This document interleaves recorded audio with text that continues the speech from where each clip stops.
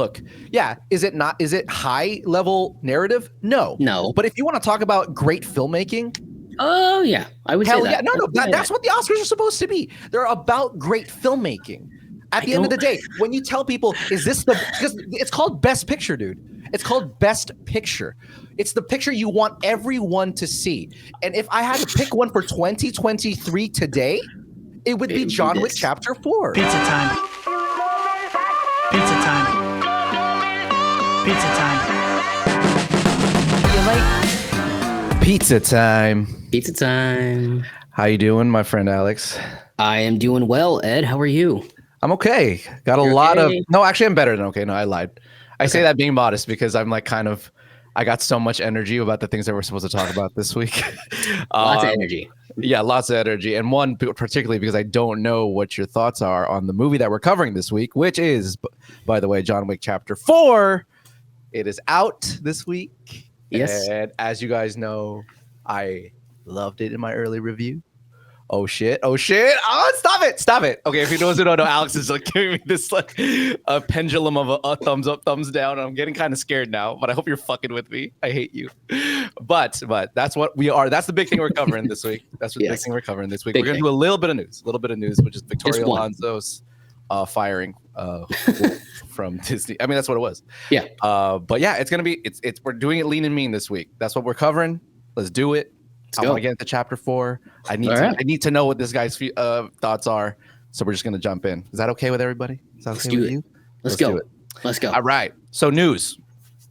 Victoria Lonzo, the what was she? She's the president of physical production, post production, VFX, and animation. A lot at Marvel. Yes. She's been in that position for 17 years. Yeah, well, she's been with Marvel for 17 years. She's been with Marvel for 17 years. Right. She's been covering that particular job since basically I think it was like 2020. 2020.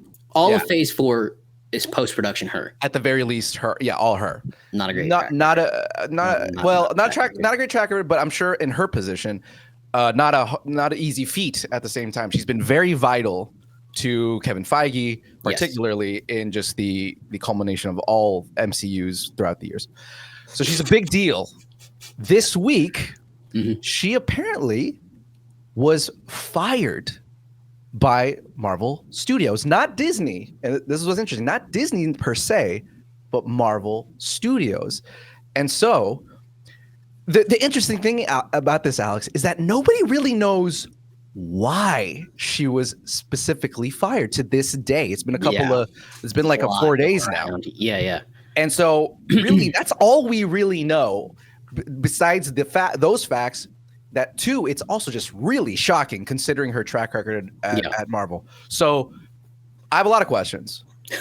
One is what the fuck happened? Why was she fired? And why was it so sudden? And then two, obviously, is what do you think, Alex? Because right now, I'm confused. I don't really know how to feel about that because I don't know what it's about, right? Like in terms of what does this mean about Marvel going forward, right? And what they're going through. Is this a good thing? It's a bad thing? I don't know. What's your take? I'm confused on this one. I don't know. Well, I don't know what to think. My take is, the first thing I thought was wow, because she's been with Marvel since 2007, since before Iron Man came out. That's how long that's how long she's been with Marvel and Kevin Feige. She's essentially Kevin Feige's right-hand woman. Now, after reading about it and everything, a lot of reports are saying that she was terrible to VFX studios. She had an awful attitude. She was very harsh and rude and like very, very much like, if you don't get this done in time, I take work away from you on the next project. Like very cutthroat, which, I guess a lot of people in Hollywood are. I mean, Ed, you and I. Yeah, it's not surprising. It's not super surprising. Like, that's how people have to be. Especially a woman in her position. What she and her workload. I mean. Yeah. But apparently, I guess everything we saw Victoria Lonzo was a facade that like behind the scenes, she was not very great. I don't know how true that is, but that's in like accredited publications. That's not on this. That's on Hollywood. Sure, I got you. Right. Okay. And then I guess one of the major reasons they were able to let her go was because they said she breached her contract because she worked with Amazon to produce Argentine 1899, which was up for International Feature of the Year instead at the Oscars. So I look. Interesting. Okay, that's something I didn't know. I don't know how I feel about it. Like, one, I think look, Marvel has to start doing big things like this. They have to start shaking it up. And like, in honesty, I think all of Disney has to do something like this. Like, the creatives haven't worked, right? Everything out of Phase 4, yes, there's some circumstances behind it, but everything out of Phase 4 failed, essentially, right? Yeah, correct. Yes. I mean, not everything, but a lot of it. No, it failed. Everything they didn't have $1 billion grossing movie except for No Way Home. No Way Home. Okay, that's all I'm saying. That doesn't count. She wasn't involved in No Way Home. Okay, Amy that's a lot of Pascal is involved with No Way Home. It's a totally different way they did that. Okay. Look, we have to take No Way Home out of the equation. All right. Fair enough. You're right. There was everything failed. So, and then you had, bad CGI, and then Phase 5. Ant-Man and the Wasp isn't even going to break even. No, like they're looking at losing $300 million. I was thinking like 350 to 4. I thought, that's a massive loss. In fact, I'm sure that's like the most they've ever lost. Yeah, in fact. Yeah. So they got some issues, and to pile on more issues, all the Disney Plus shows have been like Secret Invasion had like a release window coming spring 2023. It's been removed. It says just coming soon. And now Loki, they're saying, isn't coming out till late 2023. So Marvel just has so many issues that this is the first step. And yeah, it is shocking, but like, it's not surprising when you start reading about her and like how she treated others within the company. And supposedly Kevin Feige was told to stand down from Bob Iger.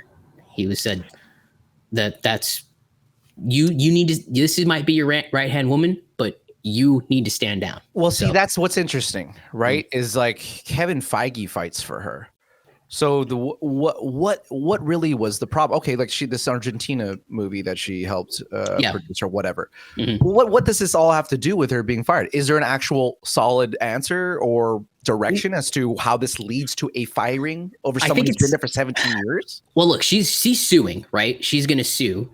And I think that they're able to use the Argentina as like a breach of contract. Like if you and I worked, I don't think we have work contracts, or we did. I used to at another place. If I went and did similar work for a different company, of course, I do too. That, right? Yeah, most major companies have something like that. It's a sort of loyalty clause. Bullshit. It shouldn't exist. First of all, I agree with that. I agree with that. Now, here's where we are. So yeah, I think that they're using that as an excuse, but so what's the underlying? What's the actual thing? I think it's the VFX relationships. I think they're trying to. Think there's been an undercurrent story of her being terrible? Yeah, I don't think I'm sure it's true, because I think VFX studios are getting sick and tired of working with Marvel. Well, we've heard that, and now there's VFX artists that have come out and said, I'm tired of working with Marvel. I'm not doing it anymore. So. Like when creatives jump off projects like this isn't like some silly like, oh, I'm not writing for Marvel unless I can make this hero woman. Like, oh, that's not this. This is, if you don't have these VFX, the best VFX artists in the game doing it for you, your movies are going to be bad. Well, that's just the truth. So as soon as the artists stand up and say, oh, I'm done, then you got a big problem, Marvel, and that's why I think where they are at right now. So it's just interesting because like the last time we heard about anything about that was that somebody came out, or some workers came out saying like it was terrible sort of working for Marvel. They put us through rough hours. I mean it's typical stuff in the VFX world, but at the same time, the fact that you're being called out specifically is like not great. But two, then it's like, okay, do you feel like this is Victoria and how she's always been? Right. Or is this a product of the rough post-pandemic workflow timeline that they had to produce? I mean, don't forget, Marvel Studios had to produce like, what was it? Like 22, 21. It was like 21 projects or something like that over the course of 2 years or something. But that's like, that's not godly amount. I mean, a lot of that was they had that shit scheduled. Well, but how much of it was supposed to be during a lot of it was for Disney Plus, right? It was to make sure that Disney Plus was afloat and that people had stuff to watch. I would imagine that a lot of that stuff was fast tracked like crazy.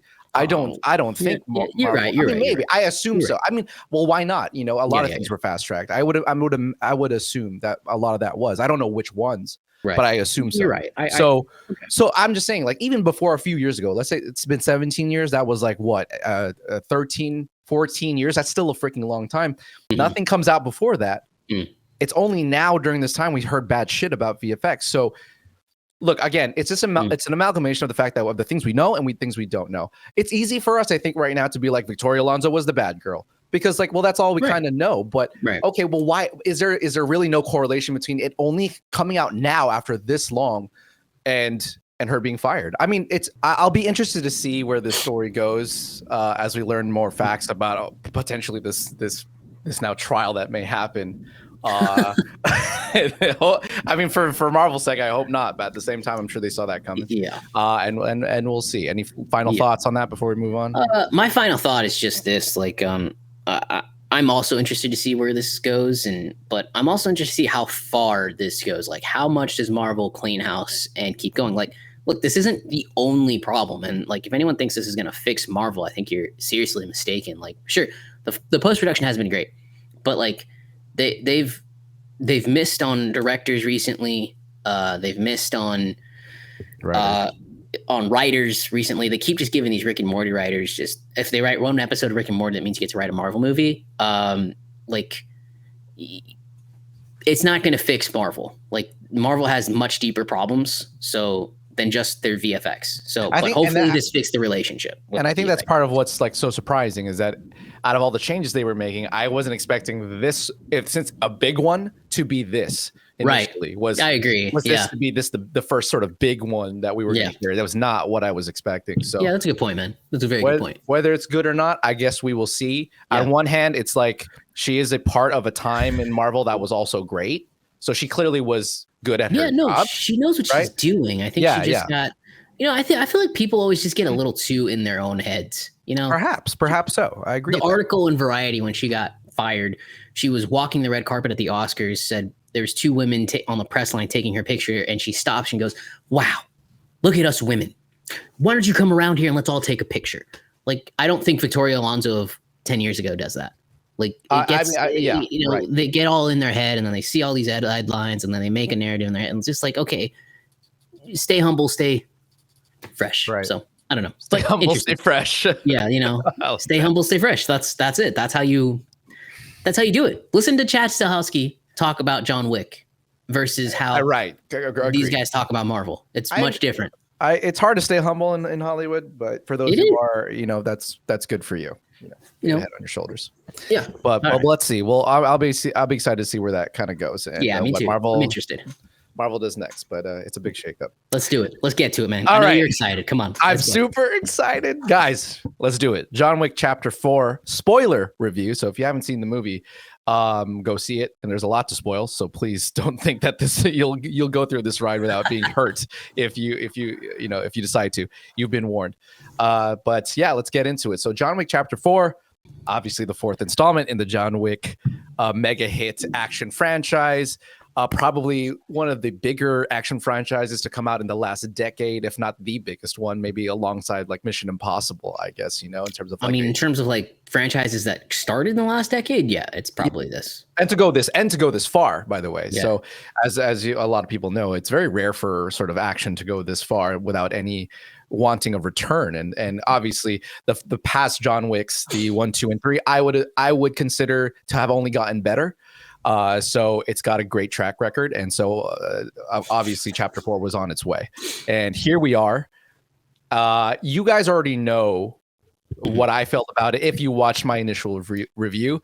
If you didn't, really quickly, I was over the hills with this. I love this movie to the point where I'm in the camp with a lot of the critics on this one, saying that it is probably an action masterpiece. It's one of the best action films ever made. I'm very much in that camp. I've seen it twice now. I loved it even more the second time I watched it. It's incredible, and I I want to watch it right now. Again, I was possibly going to watch it yesterday, but we had a lot of Indian movies to cover, and I would have. So I'm in the sort of Top Gun Maverick mode at the moment with this movie, if you can't feel it already. So that is how I feel about it. I have no clue how Alex feels about it. I texted him after his screening. I said, oh, look at that smile on your face. And he goes, talk Sunday. That's all he said to me. And so that was that moment right now. So Alex, you can either break my heart and right now, or you can continue to do what you always do and make us feel like we're synergistic soulmates. So what did you think of John Wick Chapter 4? I think John Wick Chapter 4 is the best of the series. I think John Wick Chapter 4 is just shy of incredible. Okay. I don't think it's incredible. I was promised. I think I was overpromised. I was promised that this is going to be different than John Wick Chapter 3. But look, here's the tagline for the movie. If I tell you this, can you tell me which John Wick it's going to be? Sure. John Wick fights the high table for his freedom. Which one is that? 3 or 4? Tell me. Well, if you watched 4, I would say 4, because that's what he does in 3 too. But that's what really happens in 4. Okay, it does really culminate to that for the first time. Okay, I see which fights for his freedom. I didn't say. Do you know what I'm saying? I see what you're. I like your approch there. No. I don't think you're wrong when you say that. But that's essentially what he's doing in all the movies. So yes. I know you. I know you love Donnie Yen. You love Hiroko. Hiro. God, I can't say his name. I'm so sorry. Hiroyuki. Hiroyuki. Yeah. So I'm so sorry. But yes. So I know. I can see why you love this movie. First and foremost, let's start with Donnie Yen. Go for it. Stole the show. I did not realize he was going to be blind. I was like, what the? He's actually blind. Oh, again. Shit. Yeah. That's super cool. Again. That's the first thought I had. He's blind again, and I'm for it. It's fine. Yeah. Does a great job playing a blind man. The action scenes are fantastic in this movie. I mean, I would go as far as say this is the best combat movie I've ever seen in my life. Nice. Like, wow. Yeah. Yeah. Like I think I think you've seen a lot of Hong Kong films. Have you? Oh yeah. I haven't. I haven't jumped into that realm. I think maybe we should probably start a review series on that. Yeah. But I haven't seen a lot of like combat hand-to-hand action scenes like this. And I mean, like I was like exhausted watching him fight through the Continental, in Osaka. I was like, oh my gosh, Keanu, how are you still standing? Yeah. But it's very, very good, man. It's like, you know what sequels, Shazam had so many sequel problems, every sequel trope, like, but this just works. Just give me more and amp it up, but don't overcomplicate it. Right. And exactly. that's what this does. Right. And it's by far, I would agree, it is the best John Wick of the series. Again, I stopped just shy of incredible. I think I would put Top Gun Maverick just above it, just a bit. But well, okay, first of all, I'm not ranking them. When I say it's a masterpiece, I'm not ranking it in any particular order to others. That's all. I just want to make that clear. I wasn't trying to put forth that it's the best thing ever. Okay, no, that's good. I'm just saying. Okay. But like if you're in that like league, then you clearly have done something right. And like Chad Stahelski, dude, like I think it really, really goes to show like what happens when you stick with one director for so long. Like, and you just let him do what he wants to do. Just give him more money to do what he wants to do. Donnie Yen is amazing in it. Fucking Scott Atkins in a fat suit, dude. Put that guy in every movie you possibly can. He's such an underrated actor. His acting is incredible in this movie. Dude. It's like you don't see Scott Atkins. Yeah. It's awesome. It's so good. No, I didn't see Scott Atkins at all. I know. He's awesome. Yo, that's cool. Hero's amazing in it, as he always is. What'd you think of Rina Sawayama? Oh, she's a badass, man. Crazy, right? To think that this is her first movie of all time. Yeah. That's insane. Yeah. I didn't know who she was at all when I first came to. I'm like, who is this chick? I thought she was just a great actress. Yeah, she's this like I don't say pop. She does all kinds of genres, but she's a British Japanese pop star, musician and star and singer. Yeah. And she fucking killed it. Everybody was great. He got like great performances out of everyone. Lawrence Fishburne, the opening scene was just like, really, really fun to watch because he's like he's doing this narration and you're just kind of like getting hyped for it. Yeah. Winston's back. He's always great. Lance Riddick. What happened? Oh, I know. Dude. I was like, oh, no. Okay, so first of all, RIP to Lance Riddick yet again. Yes. But what was amazing in my screening is that when that moment first when he first came on in the screen, people clapped. And then when they found out that he was going to die, and it sort of acted as this sort of pseudo makeshift moment for everybody of him dying in the movie. Yeah. I mean, the crowd went nuts, and it was just this really beautiful moment in cinema that I rarely ever get. You know, like when people die in cinema, it's actually rare that a movie comes up so close to their death. Yeah. It's probably the first time. And that moment was just really, really heartwarming to show that like people who go to the movies really do care about, you know, the people who provide them this entertainment. And so that happened at my screening. It was really quite beautiful. Anyways, and then like by far my favorite scene in the movie. Yeah. May not be yours, but when he drives the Charger through the big roundabout in Paris. The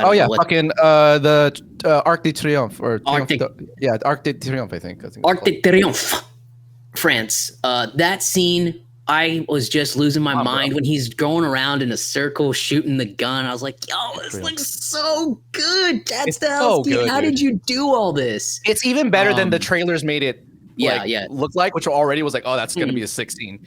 They went, I mean, every action scene in this movie, they just like tripled in quality and time and everything. And that was one of those. So my one gripe with the movie was the tracker. I was kind of like, the tracker. The guy with the dog. The guy with the dog. I don't know who plays him. He's like a breakout star. Okay. And like, I was just like, You weren't feeling the same. His level of like charisma wasn't really there with everyone else. Exactly. Like John Wick really worked, and you know, it felt like they put him in there because of the dog. It felt like the dog was more of the character than he was. I don't know, that's kind of weird to say, but like Donnie Yen just oozes charisma in this movie. And then on top of it, which Skarsgård brother is this? Bill, who played it. He is so good. He is an amazing actor. What a villain, too. And that's awesome. I think that's the reason why this one gets elevated above the rest. You actually have a villain, like a face that you're going after. It's not some mysterious high table or something like that. So that's correct. I will give you that. Like, and when I say another guy who oozes charisma, he is so good, good in this movie. He really is. I want him to be a villain in everything. I fucking love him. He's amazing. He's an amazing actor. Really is. He took it to the next level on the villain compared for sure. Compared to all of them, I was kind of like, meh. Especially like Scott Atkins. Scott Atkins. Oh, everybody has like their moment. Even Rina Sawayama. She's great in it. Like when she meets John on the train and says, "You do it, or I will." So I mean, all of them are really good. So he just kind of fell a little flat to me. He was kind of there in my opinion, to be kind of like a get out of jail free card for John a couple times. But other than that, like the stair scene was amazing. Love the stair scene. When Donnie Yen shows up and says, "I need you to get up those stairs. Let's go." It's been a while. I love it when movies take that risk when he gets up there the first time, and then his subsequent fall all the way back down. Yeah, the reaction from the crowd. He fell so far. He all the way, but it just goes to show. Like, I love those moments where you clearly have the crowd with you. Yeah, everyone cares. Yeah, everyone cares what's going on. Yeah. And I love that they had the intuition to know that if they did this, you could easily lose people if you weren't with the movie. But they had the confidence to be like, okay, no, let's kick them down. We're gonna put them all the way back down, and not only that, use it as a motivation for what's his name, Kane's character to sort of come back and pick him up. I mean, it was just a brilliant choice. Yeah. It's just something you really don't. It's just one of those brave choices in action films that most people, I think most directors or writers wouldn't dare to do, and they go for it, and it makes for this incredible moment in cinema that you just really don't get a lot. So it's one of those things that details that really elevates this movie past most action films, in my opinion. I read after the movie that they offered Chad Stahelski to do John Wick 5. They offered him a big amount of money with alongside with Ghost of Tsushima, and he said, no, I only want to focus on one thing at a time, and I love that. I really love that. I think the dude just understands blocking, he understands staging, he understands so many different things in just an immense way that like you're always in the action. You never feel disconnected. You always feel there. You're always exhausted with John. You're always just there. And I cannot wait to see what he does with Ghost of Tsushima. That movie's going to be fucking... I love that game. Was amazing. That movie's going to be amazing. Chad Stahelski, you guys, Oscars, you need to make stunts a category because it was spectacular. Well, I'm glad you brought up Oscars because if you look, there's a whole another year, there's this whole year to go still. Mm-hmm. But if you ask me, man, I definitely think that this is a movie that can be nominated for Best Picture. If you ask me, like I really think it deserves it. It's not. Well, look. It was the Oscar. Look, it was the Oscars. It was the Oscars move when they nominated Black Panther Wakanda. Well, I'm sorry, when they nominated the first Black Panther, you opened up the door. I'm sorry, that was your move. I would have never. We all considered the Oscars to be like, okay, sort of higher level art. But when you do that, and then you nominate Top Gun Maverick, right? You start to open up your roster to this kind of stuff too. Because look, is it high level narrative? No. But if you want to talk about great filmmaking, oh yeah, I would say that. Yeah. No, that's what the Oscars are supposed to be. They're about great filmmaking. At the end of the day, when you tell people, because it's called Best Picture, dude. It's called Best Picture. It's the picture you want everyone to see. And if I had to pick one for 2023 today, it would be John Wick Chapter 4. On a film, not just I'm stupid and I like watching blah, blah, blah, blah, shit exploding. No. I want you to watch this because this is how films should be made. This is how you make films with precision, with love for the craft. Yeah. So if you're going to tell me you're going to nominate those two films in the past 5 years, no more than that. Yeah. I think you should totally consider this type of movie amongst just the freaking stunt category at this point. I want it all. Like we're fans of cinema, and this is very much a very filmmaking movie. Yeah, when you talk about execution of filmmaking, you're absolutely right. This movie gets it all right. Like I said, the blocking is amazing. The editing is fantastic. The everything seems performances super practical in this, which is really really great. I love that. I'm surprised you haven't brought up. Speaking of practical, I'm surprised you haven't brought up the freaking eagle eye shot that is going to go down as one of the most incredible most innovative action scenes I've ever seen. How did you respond to that eagle eye shot? 1 second. So before that, I don't know if they would do it. I don't know if the Oscars would do it. I don't know. No, I'm not saying they will. I'm saying they should. Then I agree. Yes, I agree. No. I'm not saying they will. I'm saying they should. I'm making a case for that they should open up their eyes to it. They would never. I don't think they will. No, of course not. No. Again, you brought up they still have to just make a stunt category. Right. Like that in and of itself is enough. But no, I want more. I want them to go further. They're not going to do it though. No. All right. Well, explain to me the eagle eye shot. I'm blanking at the moment. Sorry. Wow. I'm surprised. Okay, so it's in the warehouse. Right, it's it's a house. It's an abandoned house. It's right after the shot. The above the shot. Yeah, Sorry, I was. Yes. No, you're fine. That's okay. Fantastic. That was so cool. That made my jaw drop. Yeah. When I told you it was that thing that I'd never seen before. That's what I was talking about. And they built that set clearly and incredible. Absolutely great camera work, great movement. He's never stopped moving. He's always moving. You're following him. It felt like it's incredible. Felt like the first Metal Gear game, I think. Yeah. It felt very video gamey, but at the same time, there was a reason for it in a narrative sense too. I thought it was a great choice, and just the execution worked. Obviously, the one thing that I think will get lost in that is you never lose focus of the action. You never lose where he is. Where I think is like you don't want to underestimate that could seriously be easy to do. You're up high, everything kind of looks the same, but you never lose focus of where he is and where the action is. And the last 30 minutes, 40 minutes of the movie are just like some of the best action stuff you'll ever see. It's just like, talk about an action crescendo. I don't know if any other movie has done it to this level where it's just nonstop, like 3 humongous set pieces, just back to back, and it just never, it rarely ever falters in my. For me, it never did. I freaking loved it, especially, and it never forgets the story. There's a moment in that, even after that amazing scene where they have that little fight with the guy you don't love so much and his dog, and he saves him. He chooses his dog to save his dog. Yeah. And in that moment, you get that. So back to what it all started. So I wanted to go back to that really quick, that the talk about the hunter, was his name was just Mr. Nobody. He's he names himself Mr. Nobody, just tracker.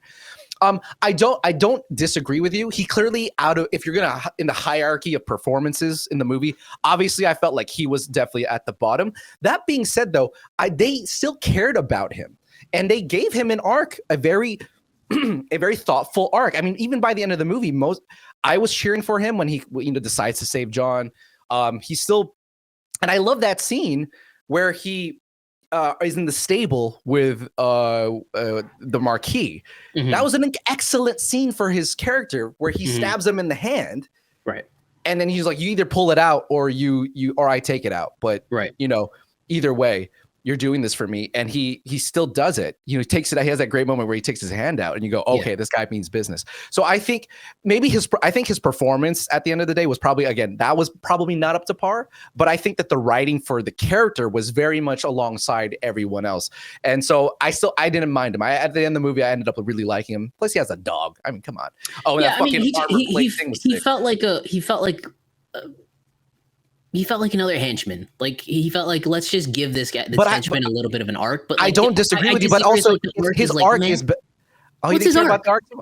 Well, here's the thing.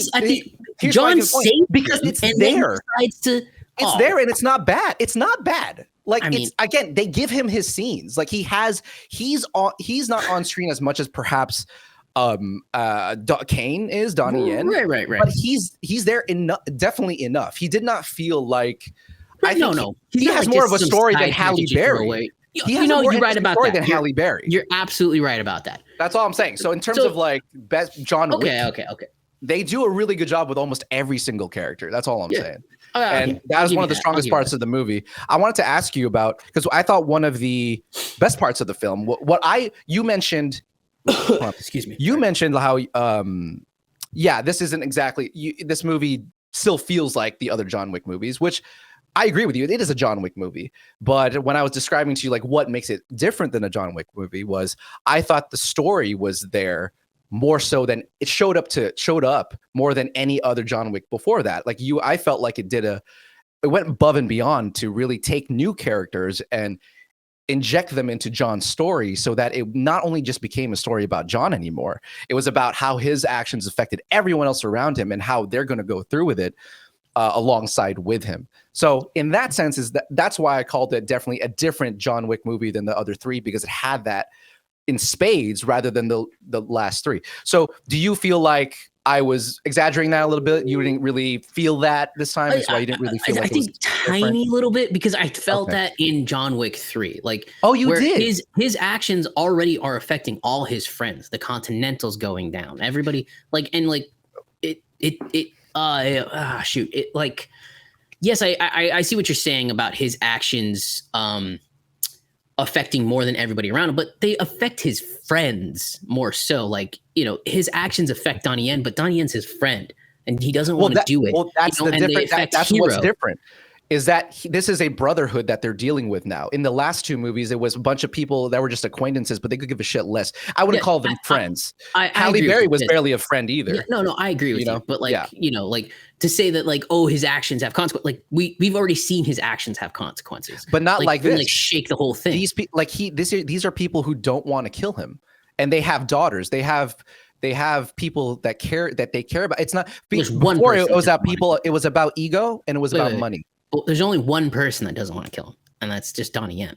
The other, who else doesn't want to kill him? The tracker turns around too, and the tracker wants to kill him. Yeah, the tracker wants to kill him for money initially, right? He still does. All he cares up until the moment that John Wick saves his dog. Correct. He wants to kill him, And then he decided that is the change that no other character. There's no conflict there. He saves his dog, and then he goes, "Okay, great, I'm gonna go save John Wick." No, there's no conflict. That's still a switch. That's still a character development that no other. Yeah, no, I agree. Villain of the week in the other Matt's movies ever got. Sure, right. Yeah, I agree with that. Yeah. Right. So, I'm just curious as to why you felt that way, because I don't disagree with you. It's clearly a very John Wick movie, but I thought that was a big step up on narratively speaking, something they probably didn't have to do, and that I didn't expect them to do, and they go for it. So I give them points for that. My problem with the movie is that one of my best friends in the world oversold it. That is my problem with the movie. That's what you did. I think you oversold it just a little bit, and I think there's two things here. I think you oversold it, and I overexpected. I have that tendency, by the way. Yeah. I overthought it. That's not your fault, because I was doing that. So yeah, but at the same time, I'm not saying this is a bad movie. Of course not. You obviously loved it. It's a great movie. Yeah. I don't know. I think I was maybe expecting something else. I don't know. But other than that, I really have no complaints about this movie. I think, again, the trackers. It didn't work for you. It just didn't work for you. Just the performance. Yeah. Because I was like, okay. I thought, I don't disagree with you. I think he brought just enough. I think all the other performances in John Wick haven't been great. And he, I think, is above those at least. So right. And I think they use him just enough. Like, again, in the hierarchy of it, it's like, at least we got more Donnie Yen, because Donnie Yen is definitely better. Yeah. I got to give props to now that we can talk about it. Donnie Yen, man. I think you said it, and I agree with you. He stole the show. Like, Keanu Reeves is incredible. And I'm talking about diamonds over diamonds, okay? Yeah. Keanu Reeves is still incredible, but oh my God, Donnie Yen really fucking brought it. I mean, the way that I know he's blind, but still, like, the way he just is so confident without having to flinch or look because he can't see. It's just like this next level cool steel that I've just, I don't know. I don't see that a lot in action movies lately where he's just, he's just so fucking cool. He brings those ding dong doorbell shits to like kill people or to see where people are. I mean, how fucking sick I didn't know what those were. I was like, what are those, like, motion detectors? I didn't know it was going to be a fucking doorbell. And I was like, oh, that's so cool. It's so simple, you think his first fight when he's just like eating noodles sitting there and the guy goes, hey, do your job. And he does. Yeah. Like, it's very, very good, very cool. It's so good. And he gets his Donnie Yen moments. They like the quick Ip Man fucking punch it. I was just jizzing all over I'm like, this is wow. Like, this is yes. Dude, and he gives a great performance too. Yeah. I just more Donnie Yen in, like, more of these we might Hong Kong actors, because even Scott Atkins to a degree is more of a Hong Kong actor. Oh, like, sure, yeah. More of these guys he's in a lot. Hollywood movies, like people who can actually do their own stunts, people that actually know what. I got the chance to talk to Scott Atkins. He was Yeah, he was promoting a movie, and that's so good. He did a fight scene breakdown with us. For what? Fandango. No, for what movie? I don't remember. It wasn't like a big movie. Oh, dude, I'm not gonna lie to you. I had no clue we did that. That's sick. It was very quiet, very quick, but like I got the chance to talk to him. It was during like 2020, and he was so cool, but like so like insightful. He loves his job. I asked him about what is this, and he goes, you know what, I call this like secret agent type bullshit. There's no actual word for it, but you just kind of like try to look cool when you do a kick, and like he's so cool, and I just want more of him in American cinema, in like fighting sequences like this. Just like everything that's wrong with the Avengers and Marvel and even DC, it's just it's a CGI slog just fucking jizzed in your face. And this is the exact opposite. Everything is practical, everything is precise, everything is so like, when they are kicking each other and hitting each other, you feel it because the mix is so well done. The Foley, whoever did it, everything is just so good. When John falls a few times, like from high places. Oh my God, that one where he gets out of the house? Yeah. Fuck. All you do is just go, oh, fuck. how is he alive? God damn. But like, and look, he wouldn't survive it, but it doesn't matter because it's still great. But yeah, it's a great gag. You can't talk about like this movie and not talk about the execution. That's what really puts this movie above just above and beyond everything else. It just really is. Not, honestly, no other movie that's similar in this category comes even close at this point. It's and I don't know if it's ever going to be broken except for this same team. I just don't think it ever will. They're the best in the business as far as I'm concerned. And watch out. They're so good. If there's if Weta, I believe they're going to be the Weta of stunt people. Oh, they're going to be the Weta of stunt. I love that, Ed. They are brilliant. That's so good. They made it easy for me to say that. Like it just is what it is. No, I'm just saying that's just a great. That's just a great comparison of what they could be. The ILM of stunt. Yeah, it'll be the ILM, the Weta of. They're going to be the ones that everyone goes to. Motion capture. ILM is the top of the top VFX. Here it is. Yeah, I agree. I cannot wait for Ghost of Tsushima. I think Chad Stahelski just knock out of the park, dude. I can't wait for. We both love that game. That was probably one of the best PS4 games. I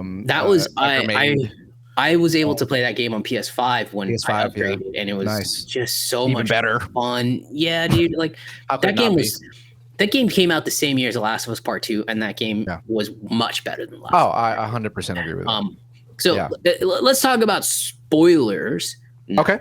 Like I was going to ask you. Spoilers. Go ahead. So, yeah. What do you want to ask? Do you think John is dead? Yeah, that's what I'm going to ask you. I was going to ask you that. John gets shot at the end of this. Do you think he's dead? No, I don't think he's dead. No. Yeah, they left it very open-ended for a reason. I agree. Yeah, very obviously vague, if that makes sense. It was purposely vague. They say at the end he's there at his grave, and the king's there, and Winston, he goes, "You think he's heaven or hell? Who knows?" Yeah, who knows? Could be anywhere. I think could be anywhere. Heaven and hell could be like a reference to like actual places in the world for all we know.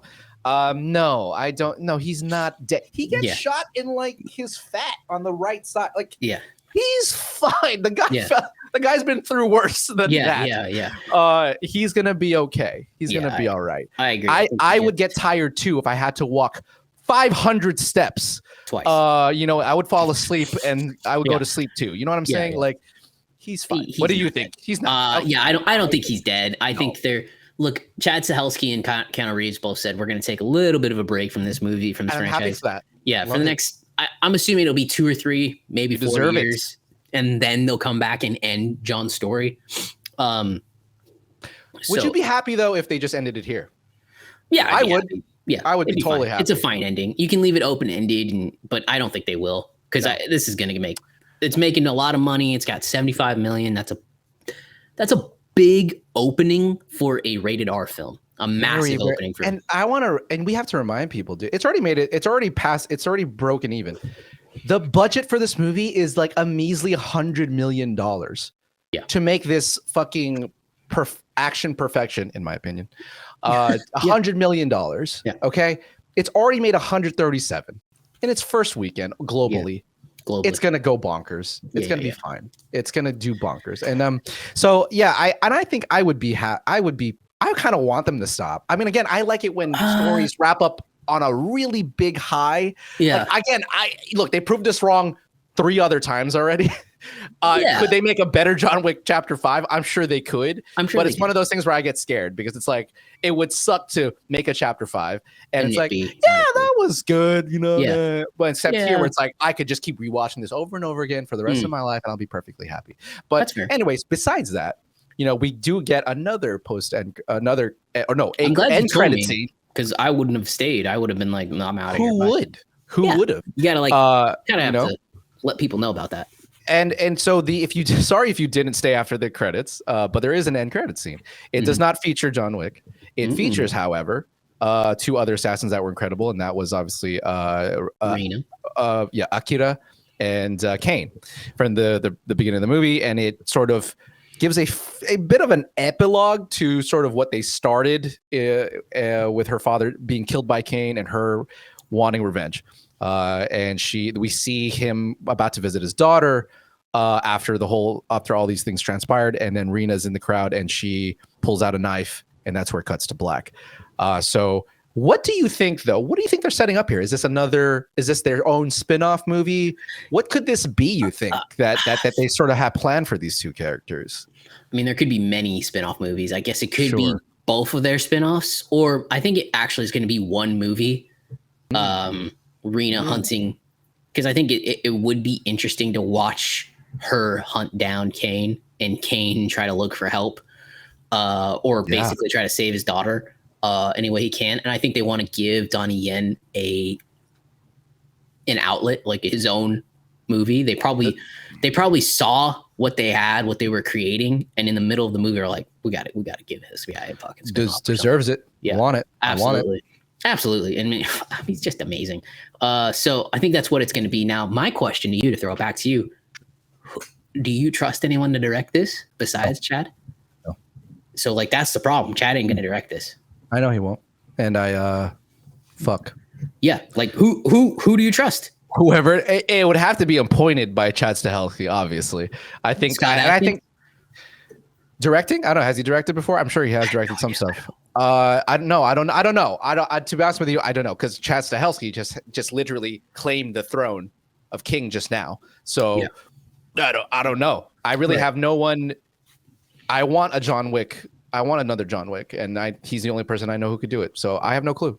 I'm sure he has a bunch of people that will do as good, if not just slightly less of a job. So it's funny because that's exactly my thoughts. I thought about it and I saw the epilogue, and I was like, at the same time, I'm happy Donnie Yen is probably going to get his big American movie finally, right? Yeah. Finally, even in Rogue Squadron, or what is that called? Rogue One. Rogue One. He's a side character. I was like, he's finally going to get his big own American movie. It's going to be amazing. And then I just thought immediately to myself, well, shit, I don't want anybody touching this besides Chad. I just don't. Like at this moment in time, you can't trust anyone else to do it this good. Maybe a Hong Kong director. I don't know. I don't know. It's conflicting, you know? But maybe here's what they would have to do. Like it would have, I think what would have to be done is that it doesn't try to emulate John Wick too much. I think it should try to do its own thing for the most part, so that it doesn't have that weight to really push upon. Like that's going to be hard, Ed. I'm sure it's going to be hard. Honestly, God, like how do you not emulate an action, like one of the greatest action films in an action film? I don't get it. I mean, you're right. In the same world. I agree with you. I don't know. I don't know the exact answer to that, but I feel like in some ways it's a bit of a relief at the same time. Like I feel like the last thing we would want is to go, well, it tried to do John Wick and it didn't. Do you know what I mean? That's a good point. Like, I feel like that would be sad, like to sort of have. So I'd rather it go, okay, well, the John Wick characters are in this, but wow, this was a whole nother action beast. Like this was a whole nother thing that is adjacent, but its own thing. So I don't know. Again, we'll see what they do. Right. Either way, I'm excited. I love those characters. At least we know we'll have characters that we already are established with and love. So we'll have that up for it. But that's my hope dictating. To borrow a phrase from Nikki Novak, I'd hope that's what maybe how they handle it. But what do I know? I just consume this stuff and love it. So that's what I think. Yeah. Anyways, right, well, any other spinoffs you want to see before we finish? You know what? I mean, say it again. There's people I want the tracker that really want a spinoff with him. Look, I think there's something to that guy and his dog. I think there was enough that he brought in his writing that I would definitely want to see that. I thought Halle Berry did a great job. I've been wanting to see Halle Berry back and her two dogs. I thought she was fucking sick. Yeah. But as of right now, John Wick Chapter 4 is where it's at. Any of the characters in this particular movie, that's who I want to see. That's exactly who I want to see, because I think they did a great job with building that narrative with them more so than any of the other films. But yeah, if it was anybody else, I guess it would be Halle Berry. You know, there is the Continental show that is supposedly still happening. But Lance Reddick was behind that. I can't imagine it's going to be. I'm actually really confused though as to how far in production because that show has been in production for like a while now, but I feel like and they haven't really said anything about it besides, it's still happening. So I don't know where it is and what that's really going to be about. If it's going to be sort of like a flavor of the week assassin episodic You know, I don't know what it is really besides that. So, but we're gonna get that, and obviously we're just gonna get more John. Oh, Ballerina is coming out. Oh, I forgot about that. Right. With Ana de Armas, who it's been confirmed that John is in that. Yes, it takes place before this, all obviously, and so he's in that. Winston's in it, I think, and Lance Reddick is in that, if I'm not mistaken. So there's that, and Ana de Armas was cool. Well, Ana de Armas is great. She's fantastic. Let's see what happens there. I actually don't know who directed that. That's actually probably a good one to look up to see who's like directing that. Who's directing that? You do it. Take it. Is it Len Wiseman? Oh shit! It is Len Wiseman. Oh shit! I didn't know it was Len Wiseman. That's interesting. So for those who don't know, Len Wiseman did the Underworld series and Live Free or Die Hard. Yep. Which was one of my favorite action movies to watch over and over again. Okay, well that has me excited. I love to see. Also Len did Total Wiseman Recall. Don't forget that. Oh, with Colin Farrell, right? That one. Yep. Yeah. Okay. Yeah.